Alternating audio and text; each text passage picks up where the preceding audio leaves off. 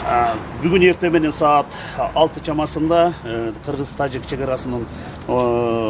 чегарасында эки тараптуу ок атуулар башталып, тез аранын ичинде эле Тажик тараптан бүт Кыргыз-Тажик тилкелеринин бүт барлык жерлеринен атуулар башталды. Буну мен азыр агрессия деп санаймын.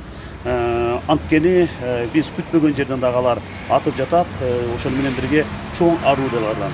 Азыркы күндө биз тараптан дагы бүт чаралар колдонулуп жатат. Азыркы учурда ок атуулар токтолду элек.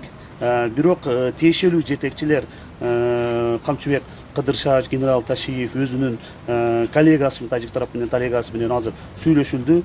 Бүт тарапка азыр ок атууну токтотуу деген командаларды бердик. Бирок ок атуулар токтолду элек. Эгерде ок атуулар бардык жерлерде токтосо, анда жолугушууларды биз бүгүн өткөрөбүз.